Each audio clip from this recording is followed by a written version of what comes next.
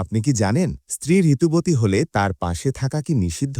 রোজা অবস্থায় স্ত্রীকে চুমু দেওয়া কি হারাম? আজকের হাদিস আপনার ভুল ধারণা বদলে দেবে। উম্মু সালামাহ রাদিয়াল্লাহু তাআলা আনহা থেকে বর্ণিত, তিনি বলেন, আমি আল্লাহর রাসূল সাল্লাল্লাহু আলাইহি ওয়াসাল্লামের সঙ্গে একই চাদরের নিচে ছিলাম। এমন সময় আমার ঋতু শুরু হলো। আমি চুপিসারে সরে গিয়ে হায়েজের কাপড় পরে নিলাম। রাসূলুল্লাহ সাল্লাল্লাহু আলাইহি ওয়াসাল্লাম জিজ্ঞেস করলেন, তোমার কি হয়েছে? তোমার কি ঋতু এসেছে?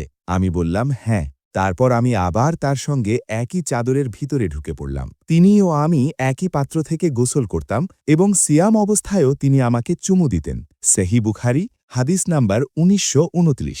এই হাদিস আমাদের শেখায়, হায়েজ অবস্থায় স্ত্রী অপবিত্র নন, শুধু নির্দিষ্ট ইবাদাত থেকে বিরত থাকেন। স্বামী স্ত্রীর ভালোবাসা ও মমতা ইসলামে সম্মানিত। রোজা অবস্থায় চুমু জায়েজ, যদি নিজেকে নিয়ন্ত্রণে রাখা যায়। ইসলাম কখনো অস্বাভাবিক কঠোরতা শেখায় না, বরং শেখায় ভারসাম্য ও সৌন্দর্য। আপনি কি এই হাদিসটি আগে জানতেন? কমেন্টে অবশ্যই জানাবেন, জানতাম বা জানতাম না।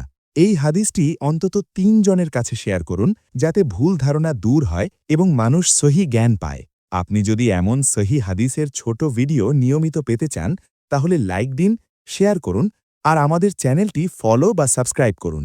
পরবর্তী ভিডিওতে আসছে আরও একটি চমকপ্রদ হাদিস। আল্লাহ আমাদের সবাইকে সহি বুঝ দান করুন। আমিন।